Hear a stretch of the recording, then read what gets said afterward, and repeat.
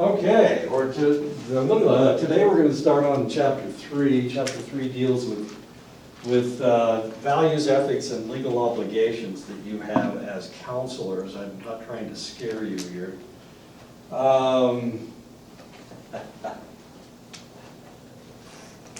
Values, we all have our own values. Our values have to do with how we see other individuals,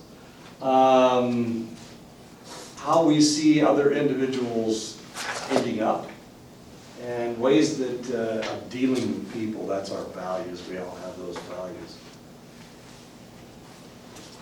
Personal values influence your view.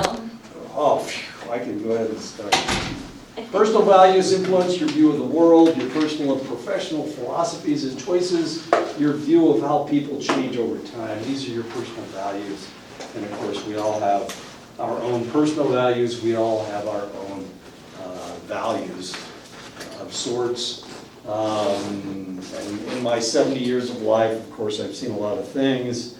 I've worked in emergency rooms. I've watched a lot of negative things as well as a lot of positive things. I've worked in schools. So my idea is that everybody can change and everybody can change for the better. That's my own personal values. So when you leave the classroom, you're a gangster? I'm a gangsta? Gangsta. Not her. Gangster. Oh, wait a minute. Yes, I'm a gangster. You and Marius? Yeah. Haven't you ever seen us walking around campus? Professional values often include principles of respect, self-determination, social justice, professional integrity. These are our professional values. Areas where personal values may conflict with professional values include religion. Some professionals are having problems with religion right now. Quarterback for New Orleans. What's his name? Guy with a birthmark on his face. Drew Brees. I don't know. Hobby Lobby people. Hobby Lobby people. Chick-fil-A is closed on Sundays. Geez. Planned Parenthood people. Planned Parenthood people go the other direction. Religion, yeah. So religion gets in the way of their professional values. So what do? If you're talking to somebody and your religion teaches you, and some religions teach you that the only good people are the people from that religion. So what do you do when you come in contact with somebody from another religion? This was a problem that they had all over Europe for centuries. The Catholics and the Protestants were blasting away at each other. Came over here, the French were Catholic, the Spanish were Catholic, the English were Protestant, the Dutch were Protestant. So all of a sudden, we've got a war going on in the Americas because of religion.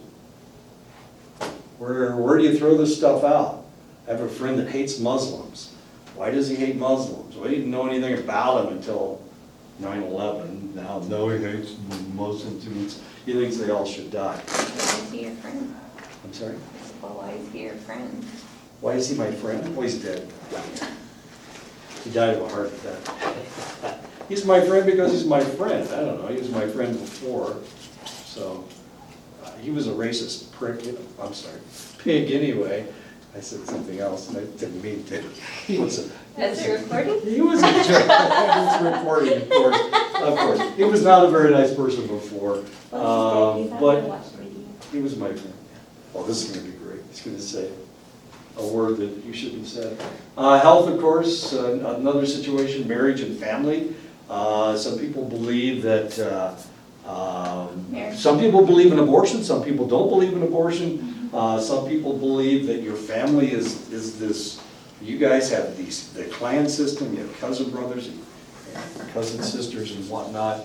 Other people, if the only people in their family are their grandparents, their aunts, their uncles, and that's it. The rest of all those cousins and second cousins and third cousins, they're not really family. They may have the same name, but they ain't the same family. Because otherwise you have to bail them out of jail, right? Yeah. There's nothing worse than having to bail somebody out of jail who thinks they're your relative, but they're so distant that you really don't owe them any money. Okay, education, of course, sometimes that can get in the way.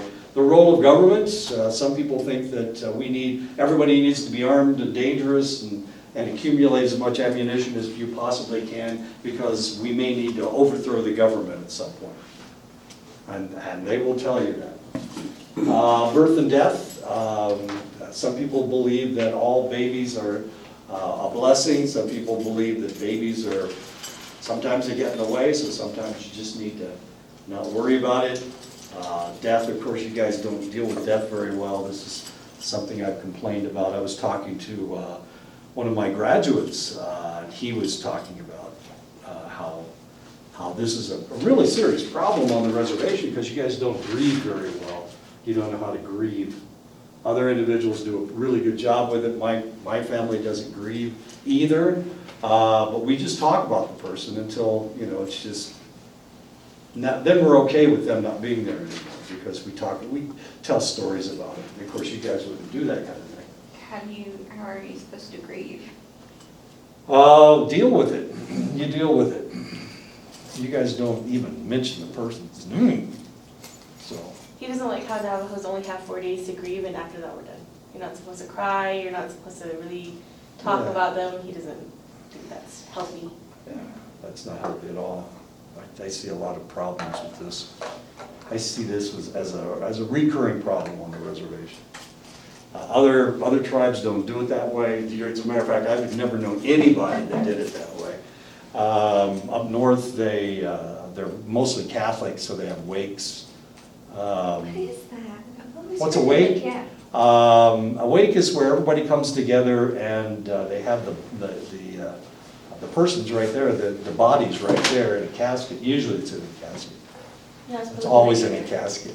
And then they just have a kind of a big party and it lasts for 3 or 4 days. I mean, it's not really that kind of a party. It's not that kind of a party.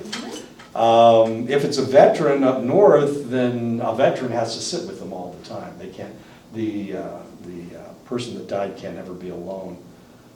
So you get, all the veterans on the reservation, they take a turn sitting with the dead person. What? That's very nice. Interesting because I had a friend, one of my best friends up north was Navajo, and his wife died of diabetes. And so he had to decide whether he was, and he really struggled with this. Because she, of course, dying of diabetes, you don't die. You start dying at a certain point. So he had a chance to think about this for an extended length of time. We had these long conversations about it. He liked the way that people up north handled death, but when it came time to go to the wake, he took off. He was gone. He came back down here. And he didn't come back for 6 months. He had 6 children, and somebody else had to take care of his kids. But David just couldn't handle it. He didn't think it was right. But of course, his kids were raised as Gros, not as Navajos, so they took care of everything. Everything was fine. David came back, and then he came back down here because people were pissed at him. And they were angry because he didn't do it right. He didn't grieve the way we were supposed to up north. Anyway, that's okay. But I definitely do see a change in how grieving processes on the Navajo Nation go. Because we do have funerals, the families go to the gravesite even though we're not supposed to. You're not People supposed to. We're not supposed to, but we go and we see them get buried. We take flowers over there, we clean up the graves. It's different. So you go back? So you go back to the grave? Yeah, I mean, some of us do. But that's, my grieving process is I go back. So you do okay? Yeah. So you do okay? But you Yeah. do it like everybody, like other people do. You don't do it like the Navajos do. I don't really know. I've never really seen a Navajo person at the graveyard naked, man and woman. I've never seen anyone over there. I don't know that that's. Yeah, you're like, you know, because the old traditional way says when someone dies, it's only supposed to be a man and a woman bearing that body. I thought And it was there's just no- guys. No, it's No. supposed to be a guy, they're supposed to, I've always told traditionally, women. it's either one or two people and they take that person, and only that person. It's Yeah. kinda like, I wanna say Indian, Oh, across the seas, how Yeah. they do it. Yeah. There's only 2 or 3 people doing that, they burn the body. For us, it's, they bury the body. Yeah, but like you're probably, where are you from? I'm from just down the road. Okay, she's from the side of the res. okay. I'm from across the mountain. Oh. So all of our, I'm across pretty the- sure where Yeah, you're from, I it's was- different. I was about to say that, depending on where you're at, Yeah, it's different regions have a different way of doing it. Wow, this is fun. Yeah, we're definitely not a collective tribe, and we never were. We were a bunch of different bands.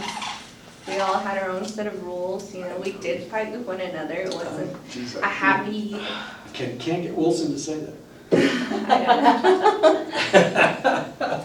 Wilson thinks there's one way to do it, and that's it. It depends on like, yeah, especially where you're from, Yeah. because the closer you are to a town, there's different, it becomes different, Oh, okay.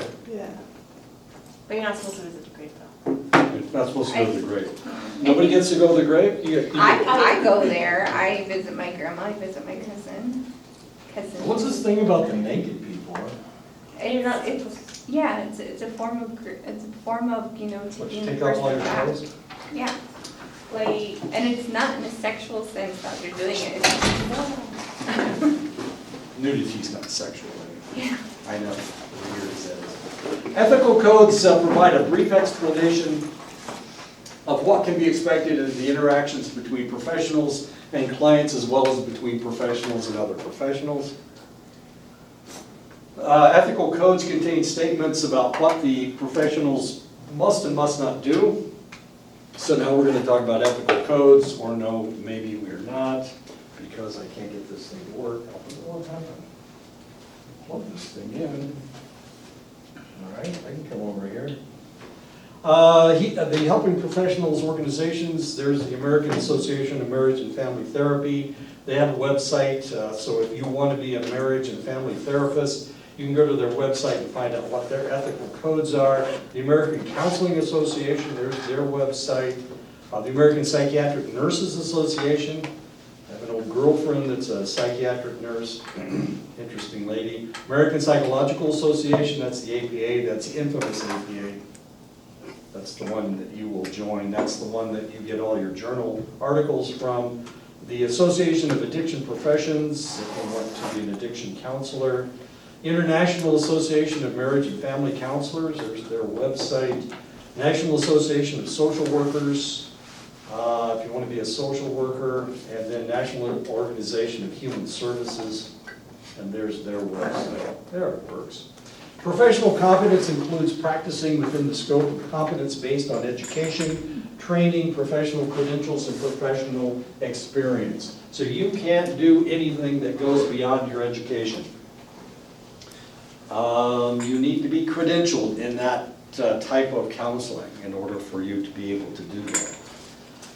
One of the most important aspects of professional competence requiring professional self-awareness is cultural competence. And this is tough because there's a lot of people out there that think all cultures are the same, or we can adjust things and I can start talking to people, I can talk to anybody. I don't need to understand their culture, they will teach me about their culture. But that's not the way it works.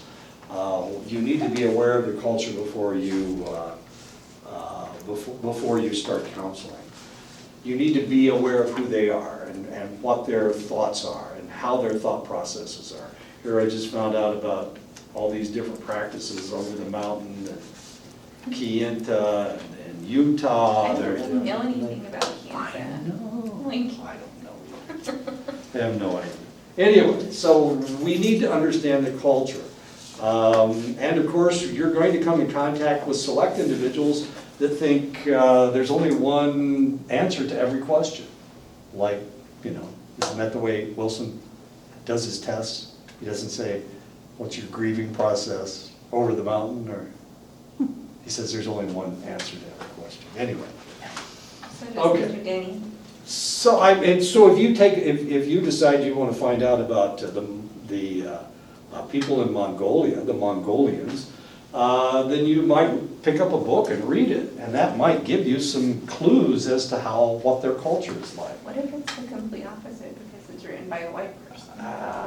And one book that I'm having people read about Mongolia was written by a crazy Brit lady, but she was reflecting on their culture, which was kind of interesting.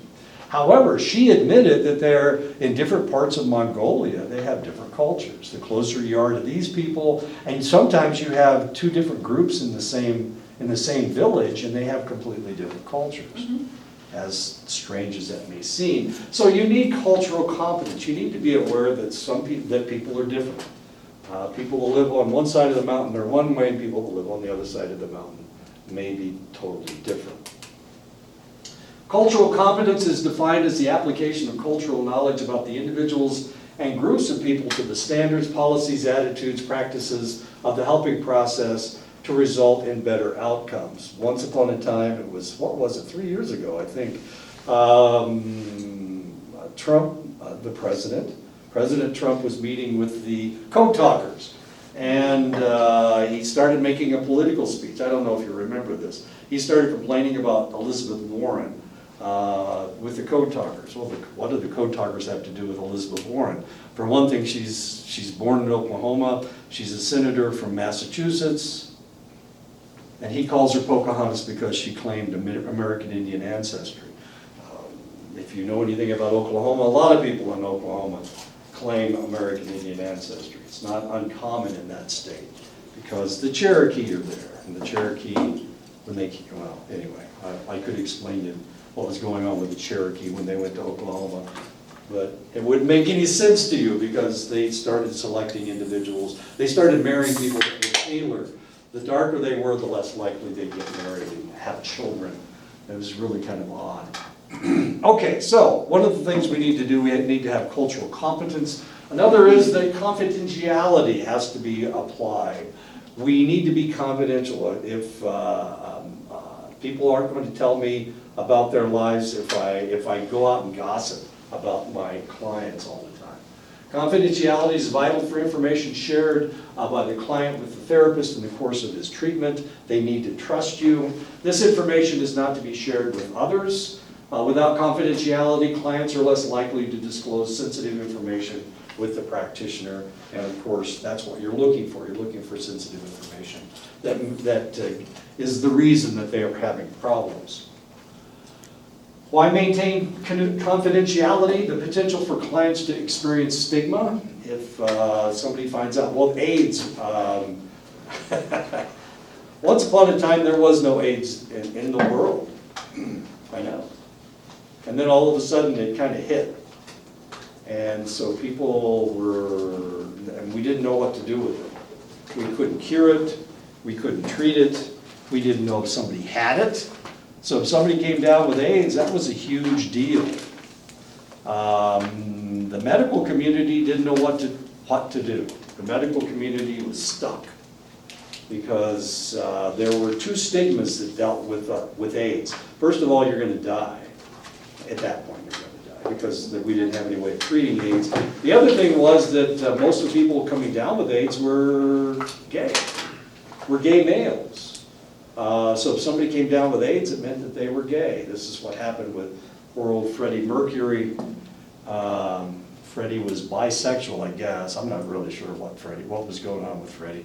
But he came down with AIDS. And this is before we had any way of even dealing with AIDS. He came down with AIDS, and of course he died. His last concert was at the Live Aid concert. He was having problems with his voice. Anyway, but he was able to get through the concert without too much trouble. Stigma, so it creates a stigma. And of course, that stigma's been with Freddie Mercury ever since. The movie, Bohemian Rhapsody, actually kind of brought him out of this cloud. He has always been under a cloud ever since he died of AIDS. He was one of the first celebrities to die from AIDS. And it created this stigma for poor old Freddie Mercury. Moral obligation for helping professionals to follow the ethical standards for a professional.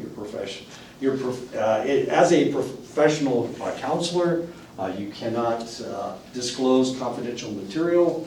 Model of acting with discretion, keeping one's word, and of course, that is so that the client will talk to you, and of course, you're legally required to be, confidentiality is legal. You can't disclose information about other individuals. With the expansion of technology into all aspects of our lives, communication has become more and more difficult to regulate. So the question that people are asking now is, can you put this information on the cloud? Is the cloud hackable? And if it is hackable, are we all of a sudden in trouble if we put information on the cloud? Yeah, kinda. So you gotta be really careful of what you're doing with this information. People are always looking for titillating information. They're looking for nude pictures of celebrities and whatnot.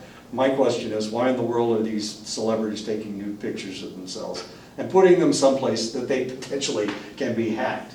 If you have nude pictures on your telephone, where's my telephone? Oh, it's over here. No, it's not. What'd I do with it? Oh, there it is. I don't know. If you put nude pictures on your telephone, is that, can that information be hacked, I guess? That Can did you that did happen. I forgot who, it was like a month ago, some celebrity's phone got hacked. So they threatened her that they would post it, but she was like, okay. Instead, So she posted She her posted it nude herself. Oh, yeah, Was it Sia? Yeah. Oh, okay. I forgot who it was, and I'm Yeah. like, okay, I didn't know how to feel about it. Yeah. It's like- Yeah.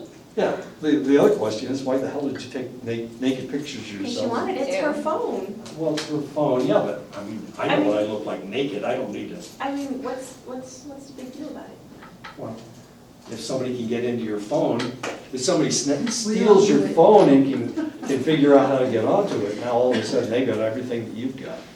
So if you have any confidential material, and this is the whole point, if you've got confidential material, don't put it on your damn telephone because people can hack it. Just draw it. Destroy it, yeah, that's what Hillary tried to do. Okay, so how do we regulate all this? Well, we need, you need to not have anything on your cell phone. Delete it right now. Fax machines are not secure. Answering machines, of course, you punch the button. In my office, in the FOB, faculty office building, okay. In the FOB, if I play something, if I'm talking to Marius, then Patrick can hear it from the other corner of the building. Travis is in there right now, and he's writing down all this stuff that we're talking about. No, I'm just kidding. But he can hear everything that's going on. So if you turn on your answering machine, everybody hears it. When Christine's office is right beside mine, I can hear everything that goes on in her office, which is irritating because there's a lot of noise in there. It usually doesn't have to do with anything, so, but it's just noise. Computers, of course, are not secure either. Internet sites, of course, you put something on your Facebook page, you think only your friends get to see it, but the reality is all the businesses, all the news agencies seem to be able to get to those sites as well. So internet sites, of course, are not. None of this stuff is secure. None of it is secure. Okay, so don't put confidential information on your telephone. Don't put confidential information on your computer. Don't put news on your phone. Don't put. If you friend somebody on a site, they can potentially get into your telephone as it works. They can get into the cloud if they can figure out how to, what your password is. Apple won't leave me alone. They want me to put my information on the cloud, as stupid as that sounds. And I'm not smart enough to be able to do that, so I'm okay. Don't worry, all your grades are fine. Limit sending confidential material on insecure lines. Anything that's confidential, you need to keep confidential. Boundaries are defined as borders that separate some types of entities. For example, parents, there are borders as far as parents and children are concerned. Children should have borders with each other. Systems have them, clients have them, service providers, healthcare workers. There should be boundaries for everything, for everyone. In all helping relationships, maintaining appropriate boundaries is an essential part of developing a trusting relationship with a client. Relationship boundaries must be maintained with delicacy. With delicacy, go ahead and eat, that's okay, I'm hungry, but I won't steal it, no. I'll start spitting all over the plate if I need anything. Sexual relationships with clients are forbidden by all professional codes and represent the most common ethical complaints against helping professionals. They did a study one time. They did a study, and what they discovered was 7 to 8% of practitioners reported engaging in sexual intimacy with a client. This is something that you cannot do. 7 to 8%, that's a lot of people. If we put 100 people in a classroom and they're all counselors, 7 to 8 of them have had sex with their clients, which seems illogical. Why in the world would they do something like that? Because they're unprofessional. Sexual relationships can have a seriously negative effect on the client. Remember, the two of you are not equal. Your client and you are not equal. Even though you want to make you as equal as possible, the reality is you're the one with the knowledge and they're the ones that are coming in for help. So they are vulnerable. Clients are vulnerable. So it's not an equal situation. It can cause cognitive dysfunction. This doesn't make any sense to them. Who are they supposed to have sex with?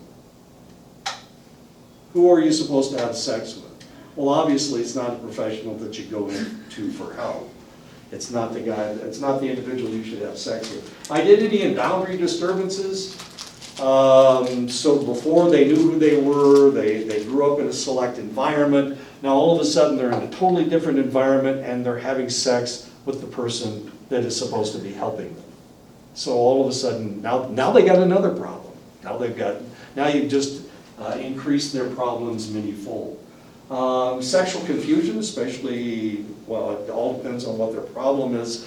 If they're gay, of course, now is this a gay relationship? If they're heterosexual, are they having a gay relationship? It may cause a lot of sexual confusion as far as they're concerned. Rage and feelings of guilt, depression, and emptiness because they've done something that they knew they shouldn't have, especially if one of the two of you or the other person is married, then there's a lot of guilt, there's a lot of rage because they did something they didn't want to do. And of course, this is really what you're trying to help. You're not trying to create new problems, you're trying to help their old problems so that they don't have them anymore. And of course, self-destructive feelings because of this problem, the rage and the feeling of emptiness and the potential guilt and depression. So they feel self-destructive, and of course, it does increase the risk of suicide, as confusing as that is. So how common is this? Well, it's real common. Where is it? Whoops, I went the wrong direction. It's real common. It's unfortunately too common, way, way too common. Another profession that people have a problem with is religion. Priests, preachers, preying on the people in their congregation. Is it uncommon? Well, just last year, the Pope decided that he wanted to deal with the problem in the Catholic Church. Last year, at the same time, the Baptist Church, which is not, the Baptist Church, the Catholic Church is a single entity, okay? The Baptist Church, each church is its own entity. So they have no control. There is no central control over the Baptist Church. But this was such a common problem that they decided that they would they would confront it. And what they discovered was that there were hundreds of cases of preachers or lay preachers having sex with their congregation. So this is a very common problem in the professional world. Recently, Hollywood, of course, Hollywood has hardly any professional ethics anyway, but then we discovered that there were sexual predators in the production companies. Weinstein, for example, I can't remember his first name. Harry. What is it? Harry Weinstein. Harry Or Weinstein? Harvey Weinstein. Harvey, it's Harvey. Harvey. Raped, sexually assaulted, tried to seduce a number of women that came in for parts. I mean, the old adage of the casting couch, how do you get a part? Well, you go into the man's office and you have sex with him on his casting couch. Casting couch, there shouldn't be a casting couch, it should just be casting, not having to lay down on the couch or whatever. Anyway, so yeah, this is a really serious problem. Epstein, Jeffrey, the guy that committed suicide, similar situation, really negative situation. This guy is really messing things, or was really messing with underage girls.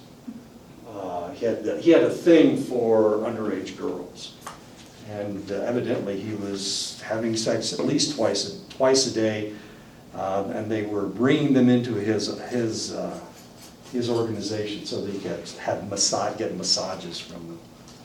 As weird as that sounds. Okay, so there's a lot of negative things going on, and this shouldn't take place as far as counselors and clients are concerned. Touch, accepting gifts, and self-disclosure by professionals or behaviors that have the potential to be boundary violations depending on the circumstance. More damage can be done by overstepping boundaries than the help previously given. So actually what you're doing is you're destroying whatever good you've done. You're destroying it if you go beyond where you should be going. Boundaries. There is a difference between city ethics and rural, small town reservation boundary ethics. It's easy for a city practitioner to gravitate in different circles than their clients, but in smaller communities, it can be nearly impossible.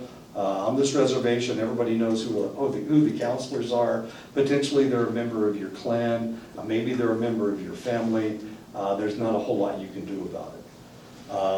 Where I was before, up north in Montana, it was a county of 2,000 people. It was the size of Delaware. There was one counselor in the county, and she literally knew everybody. I mean, she did, and she counseled her. She married the guy, one of the people that she was counseling. You know. She started counseling him, and then they started seeing each other at the bar, and then, I know, it got weird after that, okay? She wasn't supposed to do it. I mean, but what was she supposed to do? Leave the res so that she could find somebody to marry? This is off the res anyway. Is she still home? His problem was that he was bald-headed, and he thought that made him look old. And she had to, that's why he came in for counseling. I know, I heard the whole story. Not once, but like 5 times. How did you and Matt get together? Well, Matt came in because he was going bald, and he thought that it wasn't very sexy. So she showed him it was sexy. I don't know, it was weird. Anyway, so in a smaller community, it's almost impossible, and for that reason, you don't have to worry about it nearly as much as they do in a city environment. People don't really need to have contact with each other if it's a city of 1 million people, or even 500,000 people, or 100,000 people. You don't have to gravitate in the same circles. But of course, in a small town or a rural environment, you don't have much of a choice. The desire to help the people and the community that you were raised in is very strong. and a lot of you want to go into counseling because somebody helped you when you were younger, and now you want to help other people. You want to pass up, what do they call that? Pay it forward. You want to pay it forward. When you know the client before trying to help them, you're maintaining a dual relationship, and you should try to avoid this. But of course, if it's impossible, it's impossible. If you're the only counselor, if you're the good counselor, if you're the one that deals with this topic, you knew the person before, there's not a whole lot you can do about it. You should try to avoid it, but if you can't, you can't. Be aware that if you take on this task, you're possibly in ethical violation. That's one of the problems. The other problem is you may be dealing with an individual from a different point of view. So if I don't know somebody and they come in for a select problem, I'm just dealing with that problem. But if I knew somebody, if I grew up with somebody, if I knew them when they bullied me when we were in high school or in elementary school, that is still in there. It's in my head. So when I'm dealing with them, I'm not just dealing with their problem, I'm also dealing with the fact that I didn't like that person when we were in elementary school. So now all of a sudden we've got two problems. Actually, it's three problems, because you've got the problem that they came in with, you've got the problem that you've got, and you've also got how you're going to deal with this person with the problem that you've got and they've got. Okay, so now all of a sudden you've just tripled their problem situation. So staying away from somebody that you know is probably a really, really good idea. Another challenge during the professional relationship is how much information about yourself that you should disclose to your client. I disclose a lot of information, mainly because I can't shut up. But potentially you shouldn't say very much about yourself. This self-disclosure should only be used in the best interest of the client, certainly not the practitioner. The more you disclose, the more you're dealing with yourself rather than you're dealing with the client. So try to keep that stuff under wraps. Sometimes the only way that you can move forward is by telling them what has happened to you in the past, and that will kind of move you forward potentially. But if you can avoid it at all costs. After the dance is over, after you're done, after you've already fixed the person, after the professional relationship is over, all ethical code strictures are removed. Now you can date them if you want. You've already danced with them in counsel, not danced, actually, but it's kind of a dance. They talk, you talk, they talk, you talk. It's that kind of thing. But a practitioner needs to be careful about how much contact they have with an old client to avoid damage due to confusion. The power differential remains. You're still the doctor and they're still the client. And they came in to see you. No matter what their status is, they still came in to see you. So you had, that power dynamic is still there. It's still a superior, inferior, subordinate, superior situation. You will always be the superior because you help them. You know what their problems are. Seeing you out of the professional context may disclose vulnerabilities. In other words, when they came in to see you, if they acted like a little child, then when they see you again, they may start acting like a little child again, if this was part of their problem. If when they came in to see you, they were having sexual problems, when they see you again, they may remember those sexual problems, even though they had been taken care of, and all of a sudden they've recurred. That has re-entered their mind, and they may start having the same problems they had before. It will be difficult to accept this client professionally in the future, of course, because you have seen them someplace else.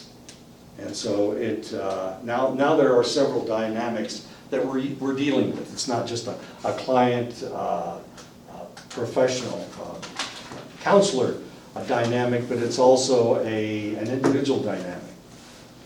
So if you saw them because they have a kid that's the same age as you and you're in the same school, and you went to basketball games and you saw them and you waved and you said, hello, how are you doing? Now all of a sudden, not only do you have the dynamic of the counselor-client situation, but you also have the dynamic of your children being in the same grade.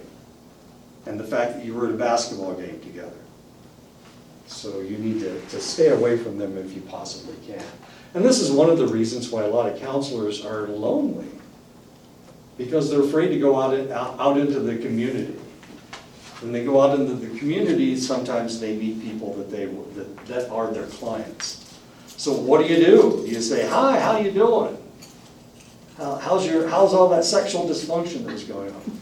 No, you don't say that. Of course you don't say that. But both of you are thinking the same thing. This is the only reason I see this person. I was seeing this person before. So that pops back into their brain as well as your brain. And you can't say anything to them. You can't ask them how they're doing. So would it be bad to get a job in your hometown? If that's where you're the counselor, yeah, that would be a bad thing. You may be throwing all these people back into whatever their problem was before, just by seeing you, just by talking to you, even though you're not talking about the same thing. Isn't this horrible? I have to move. There's only one gas station and one grocery store where I live, so Well, I see a yeah. lot of people. That could potentially be a problem. That could be a problem. Most codes of ethics discuss the following ethical issues related to assessing your clients. The assessment procedure or instrument should be within your scope of practice, education and training. So if you've been trained to do this, then you can do it. If you haven't been trained to do this, then you can't do it. You need to be educated in this direction, okay? If you don't have the education, you can't do it. If you're not certified to do it, you can't do it. You can't read an article about it and then all of a sudden start doing it. That's unethical. You need training and you need certification. Clients should be fully informed about the procedure and be included in the procedure in a collaborative way. In other words, you talk about, this is what I'm going to do. This is what I'm proposing that we do. Does that sound okay to you? You need to give them veto rights over whether you're going to do this or not. We're going to go to the hospital and I'm going to put electrodes on each side of your brain and then I'm going to electroshock you. Is this okay with you? And they say, hell no, that hurts. And he's right, it hurts. So no. So he has veto rights, theoretically. Appropriate instruments or procedures should be selected based on the assessment question. So if somebody is depressed and you give them an MMPI gives you a lot of different information.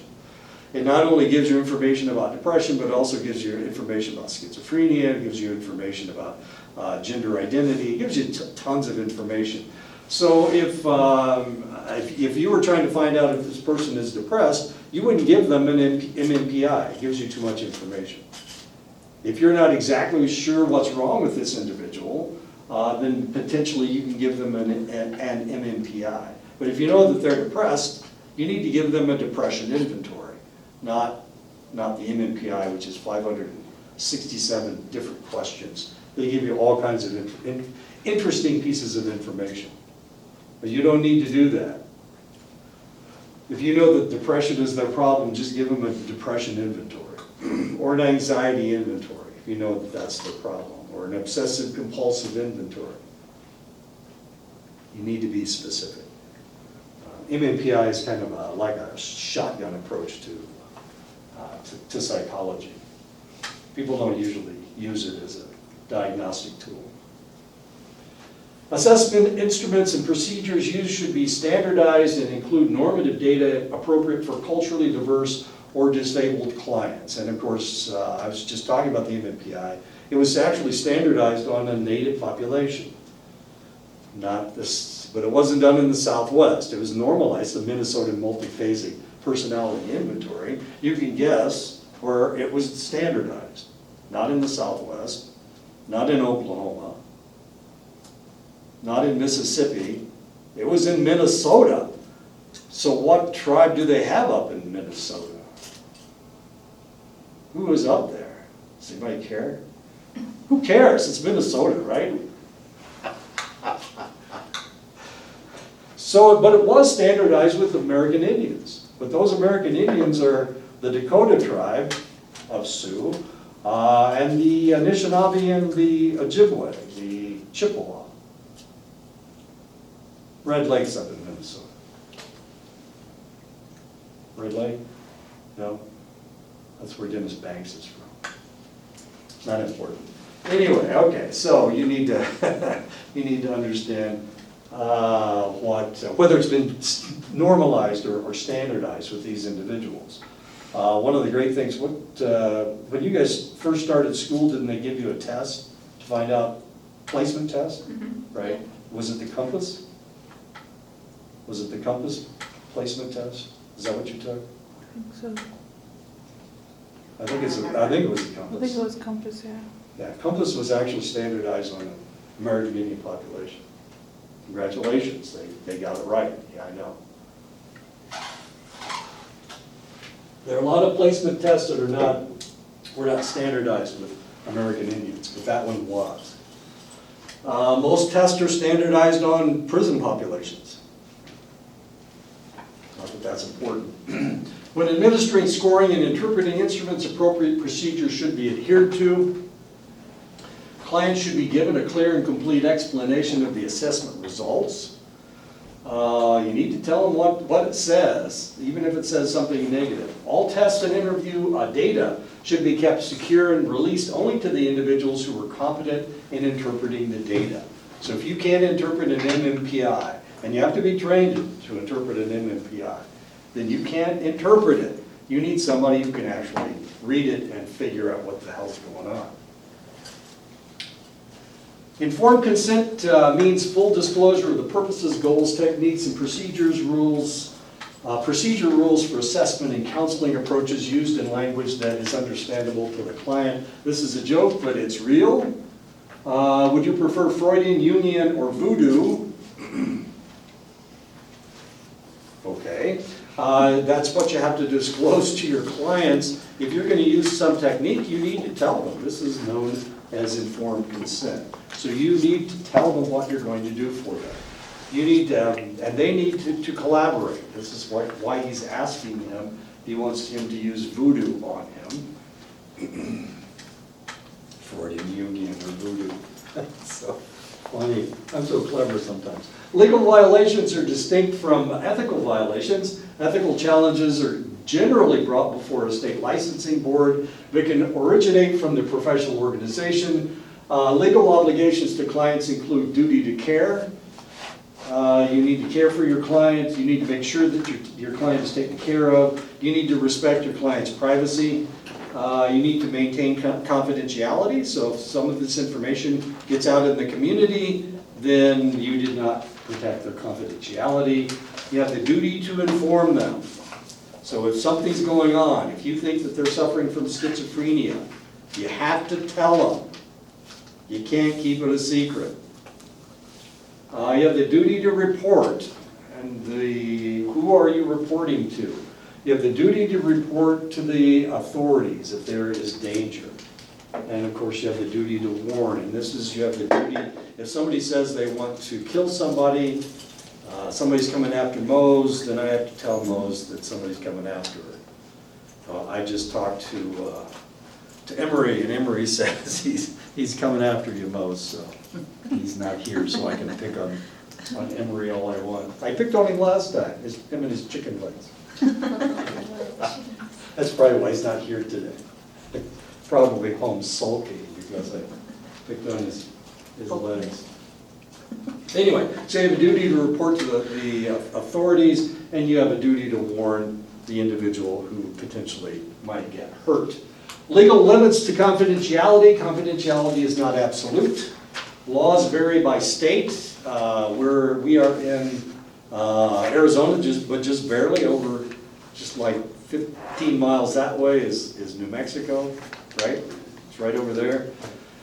New Mexico and Arizona don't always have the same laws, even though they became states in the same year, 1912.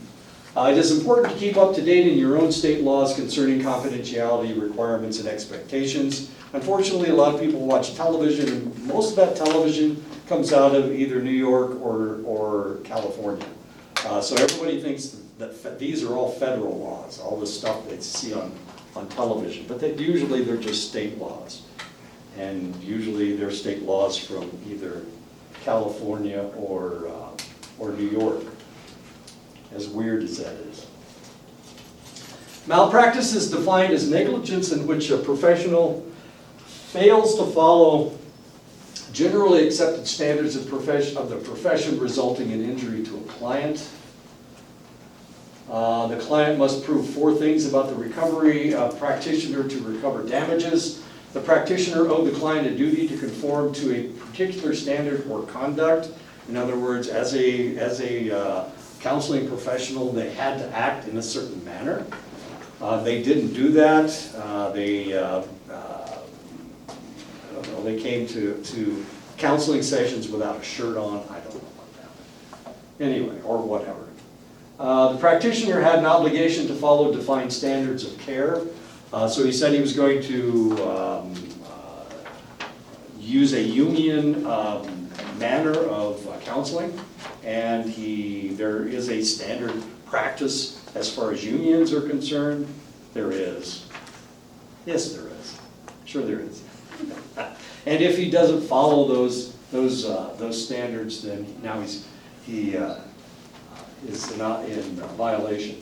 The practitioner breached the duty by some act of omission or commission in the professional practice. In other words, they didn't do something, or they forgot something, or they left something out, and now you could sue them. The client or others suffered measurable damage or injury. They tried something and it didn't work. There was a case where they were doing a rebirthing. There's a rebirthing process where they put you into they roll you up in a rug, and then people lay on top of you, and then you have to emerge out of this. It's a rebirthing process. And some people have all kinds of interesting problems. And this works with select individuals, but if somebody gets hurt, they break their ribs, or they get down, or the case I'm thinking of, the person died. They had everybody laying on top of them, and of course they have to squeeze themselves out. And the more of a struggle it is, the more it's like being born. So, yeah, that was. People that died in the sweat lodge, I'm sorry. are the people that died in the sweat lodge a few years ago? Yeah, but it wasn't being run by. It was being run by a counselor. Right, but he wasn't a native counselor. No. Oh, okay, yeah. It's hot in there. I don't know if you've ever been in a sweat, but it's hot. And what you need to do, if it gets too hot for you, you have to just get down as close to the ground as you possibly can, because heat rises. So you can find cool air, or over by the door or something. Practitioner's conduct was direct or proximate cause of the damage, and of course, this is the only way that you can sue a counselor. This guy was actually a counselor who was sued, and as you can see, I know, he's, how tall is he? He's 6'6". Jeez, he's a monster. The top 5 reasons for malpractice of practitioners in the United States are incorrect treatment. Sexual impropriety is actually number 1. Incorrect treatment, of course, is questionable, but sexual impropriety is number 1. Breach of confidence, failure to diagnose incorrect, to diagnose or incorrect diagnosis of the individual. Suicide of a patient. I have a relative who has a mental illness. First time she went in to a counselor, they diagnosed her with borderline personality disorder. And she didn't like the diagnosis, she didn't like her treatment, so she went to another counselor. The counselor diagnosed her with schizophrenia, and then they gave her medication. The medication made her goofy. So she didn't like that either, so she went to another counselor, and she got a diagnosis of bipolar disorder. I know, she's got 3 different diagnoses. At one time, she had 3 different counselors, and each one was treating her for a different problem. As stupid as that sounds. I don't think she has any problem at all. I've known her all of her life, and I don't think she has a mental illness at all. but so I hope she's not watching, so, or I'm in trouble. Anyway, and so if the patient commits suicide, that's a real serious problem. Incorrect diagnosis is not that uncommon. If you put two psychologists in a room, they're going to disagree about something. That's why Sarah and I could never sit in a, and if Sue was in there, we had three people with three different ideas. So psychologists never agree on anything. That's terrible. Something wrong with all of us. What are your usual arguments? I'm sorry? What are the usual arguments between you three? The three of us? One of the arguments was what direction we needed to take this program. I thought it needed more counseling classes. Sarah likes the whole research thing. She's the one who put it together. And Sue thought, Sue doesn't like the way that I teach. So she thought I was, Sue, she always was sure that things were going badly and that horrible things would happen. I know. It's neither here nor there. They're both gone and I'm still here, so what does that mean? I didn't win, it's just that they left, so. I won by attrition, I guess. If a practitioner, and we are going to add more counseling classes. Yeah. Yeah, we are. We're going to try to, well, it all depends on Jeremiah. I'm only going to be here another year, maybe, if I'm here another year. Wait till after I graduate. I'm sorry? For real. Wait till we graduate. Wait till all you guys graduate? Yeah. So it's going to be up to Jeremiah and whoever takes Sarah and Sue's place. What's gonna happen if you leave and it's only Jeremiah's programs? Oh, that can't happen. We need to replace Sue. We need to replace Sarah, kinda. Well, Jeremiah took Marlincia Chee's place. We lost 3 psychologists in the same year. What's going on? What'd you guys do? What did I do? How did I drive them away? Wow. I won, okay, or no. I didn't have anything to do with Jeremiah. I didn't hire him, I didn't know he was being hired. That sounds sketchy if you didn't know. That's okay. He's a great guy. He should work out very well. With his background in counseling, yeah. So this program is probably going to move in that direction and move away from research to some extent. Okay. So if you don't like the research aspect of the program, it's still going to be there, but you'll have to take specific classes. What are we going to do with 413? I don't know. So when you say a year after this school year, right? Maybe, I signed a contract for 2 years. Oh, okay. So I may be here for 2 more days. Yeah, but I'm not gonna even talk about it. I could show you the pictures. My wife sent me honeydew pictures over the weekend. Okay, a limb fell out of our maple tree, so I have to cut it up when I go home. I know, but it's all over the yard. Strong wind today, it's strong wind. Don't worry, I'm still gonna be here all year. Now we're just sad. You never know. Maybe the person that takes my place will be a lot more fun than me, and they won't swear, and they'll be taller and better looking and younger. They couldn't possibly be older. So, unless Wilson takes over my counseling. Oh my God. If a practitioner loses in court, there may be several consequences. They might be fined for damages, punitive damages, or they may have to pay for further counseling for their client. They may lose their license. They may lose their reputation. It's future difficulties in obtaining malpractice insurance, because that's what costs people. That's the reason a lot of people don't go into counseling, is because it's too expensive. The court case, whether won or lost, might damage the practitioner financially, emotionally, or professionally, and this is a problem. This is one of the reasons for burnout, is because all of these problems come up.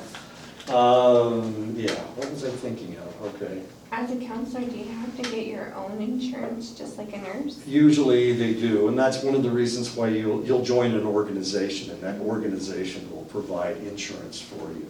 You need insurance? It's cheaper. I'm sorry? You need insurance? Like, I didn't know you needed insurance for a nurse or. Yeah, some nurses Yeah. need insurance.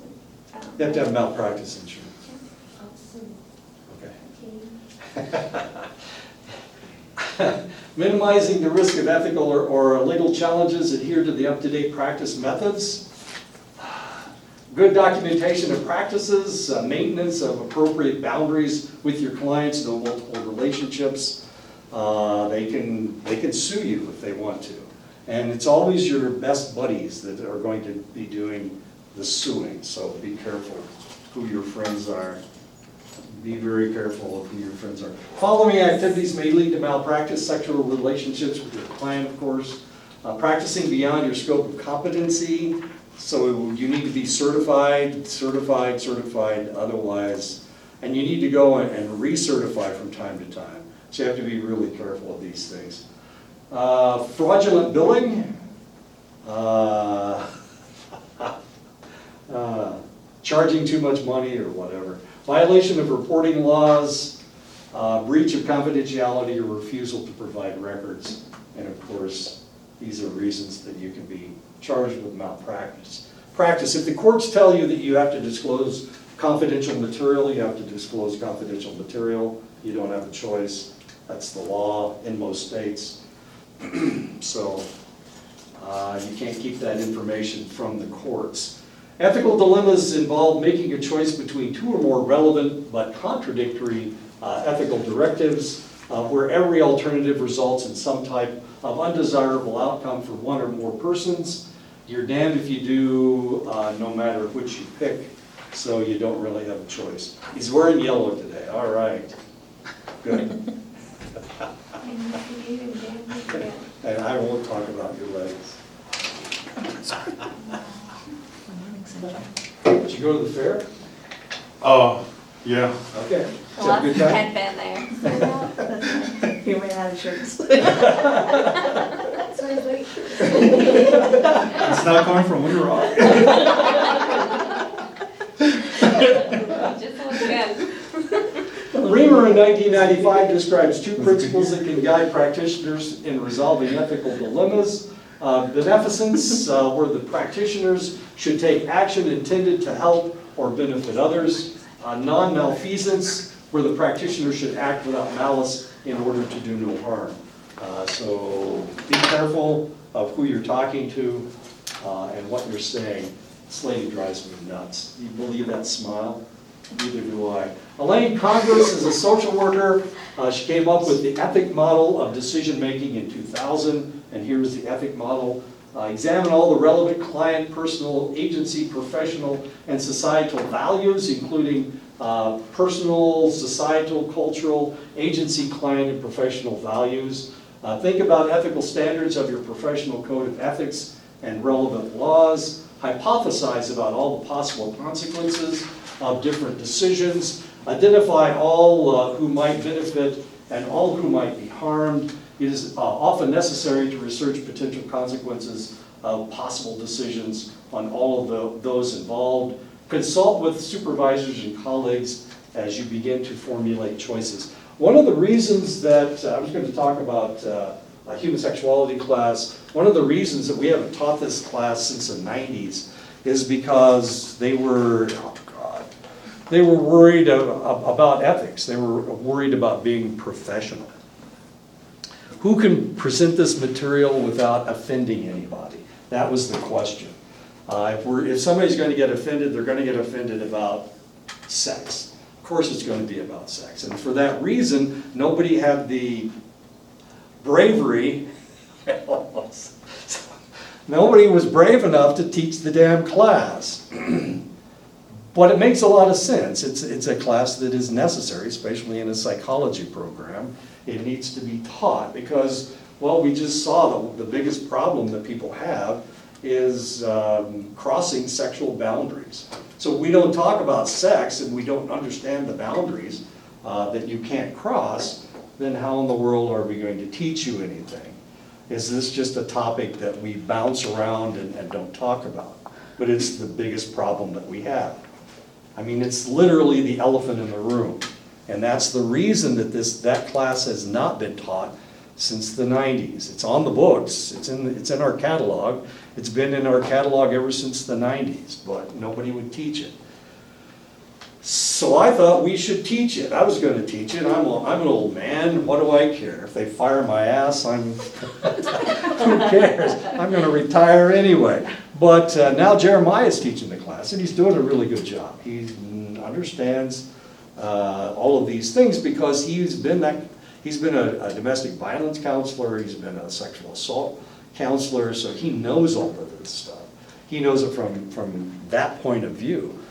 So he's doing a really good job. But nobody had the intestinal fortitude, I almost said something else again. Nobody had the intestinal fortitude to teach it before. And we started getting in trouble right away. I mean, even just bringing it up, and one of my colleagues just about hit the fan. I don't know, you guys, yeah, you guys, some of you were, no, none of you were in that classroom because Wilson came in and started talking about it. But she just about had a fit. So, you know, this is part of this whole ethics thing. So what do? Do you push the boundaries, or do you let it sit until 1990, whatever? Do you let it sit from 1990 until nobody wants to teach the class anymore? It was a tough one. That was a tough one. We needed that. We need that class. It's going to be the most important class that anybody takes. But we can't even make it a required class at this point. Why not? Well, I think either way, if you're gonna go into psychology, you're gonna be dealing with sexual trauma. I Yeah, don't care it shouldn't matter if it offends anyone because I know. you're related. It It's was a related to the colleague that was patient. being offended. Yeah, That was the problem. She was being offended.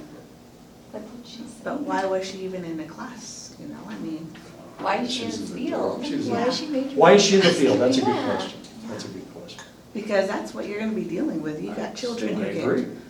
you have children who are sexually abused, you have men who are often sexually Exactly. abused, elders who are sexually abused. Sure. You're gonna be dealing with this, I mean, It's part of life, but it's part of life we can't even talk about. right? It's a taboo subject for everybody, not just on the reservation, it's everywhere. Jeez. But that's part of, the younger generation coming in now, we're, swiping that to the side and saying, we have to talk about this. We can't hide, the family molester anymore. We Right. can't, say she wasn't raped, it was her fault. Right. We can't say that anymore. Well, I hope not. Yeah. We need to be more realistic. And I think that's what's coming up in this age generation. I hope so. And how are we gonna help the patient if we get offended by it, you know? I know. Or if they use that Yeah. word that nobody should use. What's going to happen next? So don't get offended by words, okay? Anyway, that's the end of that chapter. We won't talk about ethics anymore, just in case somebody's lurking outside. Which was what happened, that's the reason we got in trouble last time. Anyway, okay, so let's talk about chapter 4.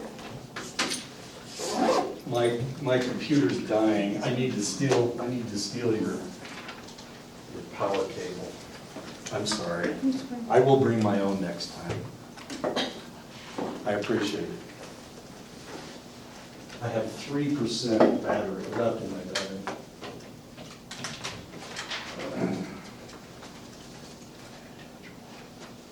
There we go. Okay, professionalism and professional relationships.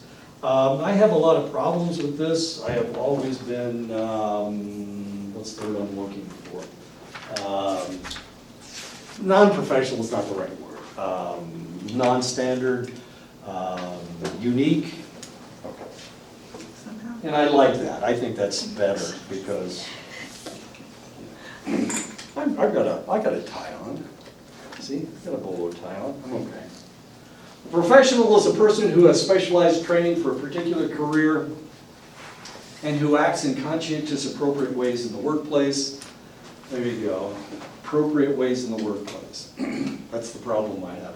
Being a professional involves conducting yourself in an appropriate manner, dressing appropriately, being organized, timely, and accurately recording meetings with colleagues and clients, and being prepared for meetings, which I hate meetings, but we won't go into that. Being a professional, acting responsibly at all times, behaving as a mature adult. There's my problem right there. Acting as a mature adult. Using language that is culturally appropriate, age appropriate, understandable, and not offensive. And I also have a problem with that. Speaking honestly and with integrity, I don't have a problem with that. Knowing how to communicate information, I don't have a problem with that. It's right here. It's using language that is age appropriate. Acting like an immature adult. I think that's silly. Who decides what is appropriate, right? What's age appropriate? Or did I have to act like a 70-year-old? Grouchy old man? Get off my class. Get off my lawn. Your dog peed on my yard, now I'm gonna shoot him in the head. Clay, Herman's dog got in trouble. I know, he's in the house all of a sudden. He's in prison, poor old Clay. Clay runs all over the place, and now he's gotten in trouble. So we'll see what happens. Each setting has different expectations.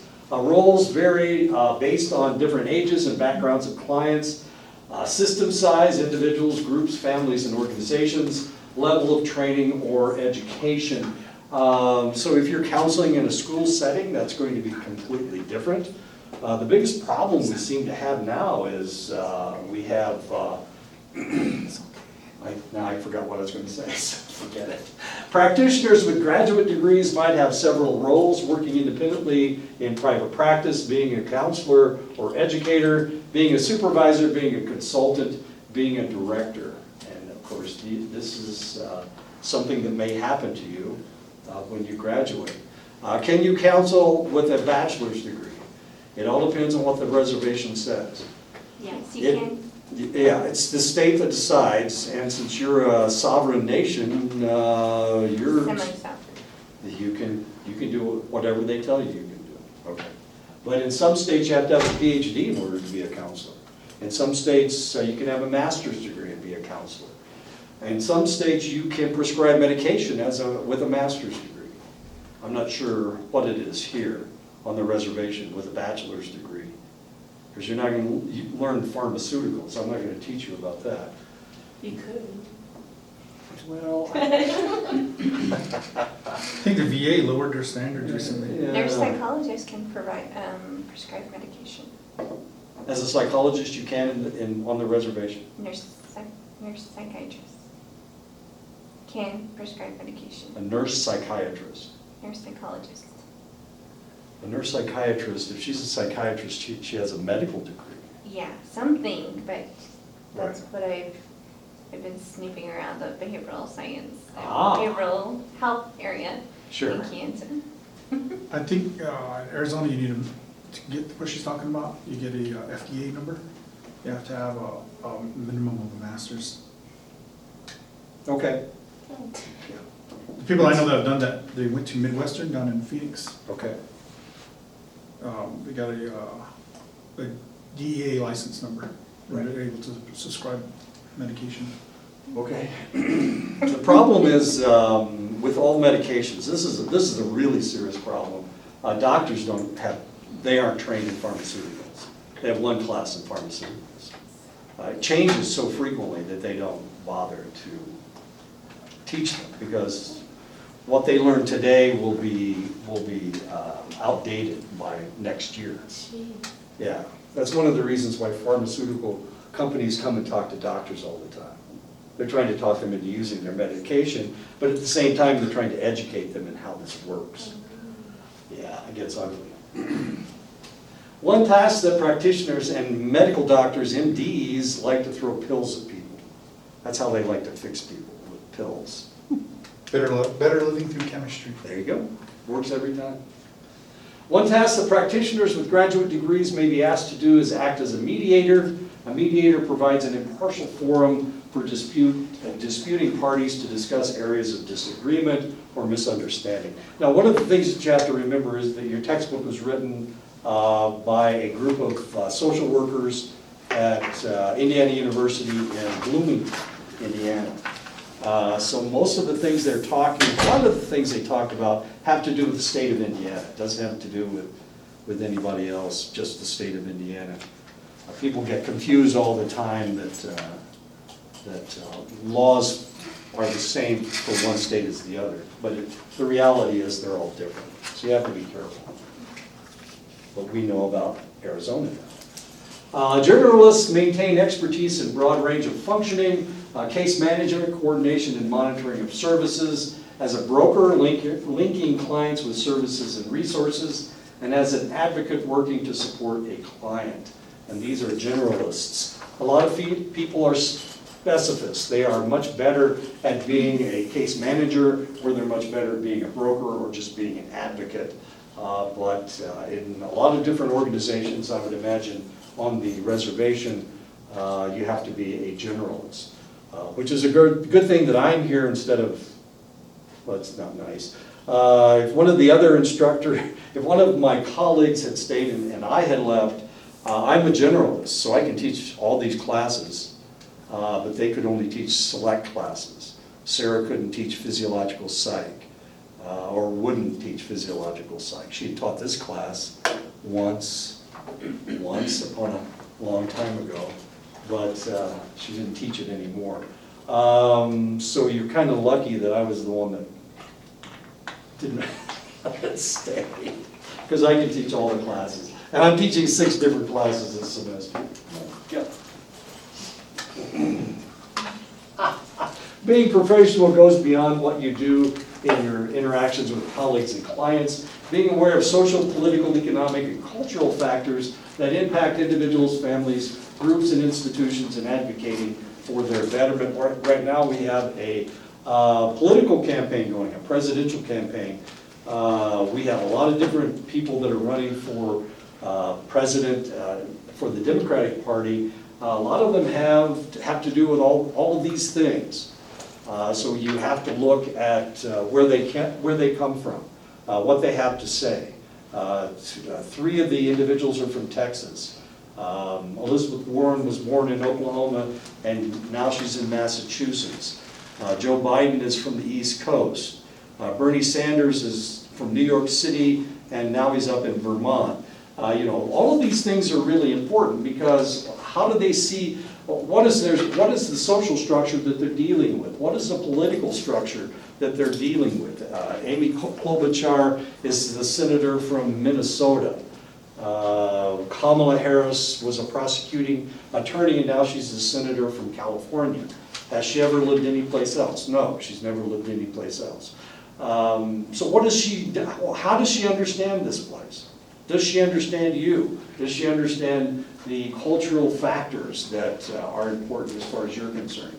Your family values, your economic situation. All of these things are massive. And all of these things are something that you need to think about. But then again, people voted for Trump, and he'd never really lived any place except New York City. But they voted for him anyway, because he was a disruptor. And he still is. What happened over the weekend? Oh, he said that the Taliban were coming in for a conference, but he canceled. The Taliban from Afghanistan. He canceled. I know. Why would he say that? They never made it. They didn't commit. Anyway, It's fine. disruptor. At camp, what was it? I'm sorry? What camp was it? Camp David? Yeah. It's right next to Washington, D.C. Developing a professional identity involves knowing what it means to be a practitioner of your particular discipline. Scope of practice involves knowing, it's time to stop, knowing what activities, knowledge, and skills identified by licensing boards and professional organizations relate to your discipline. And we will pick this up next time. I apologize. a real tiring weekend. I didn't go to the fair. Should've went with him. I should have gone. We would've just got back.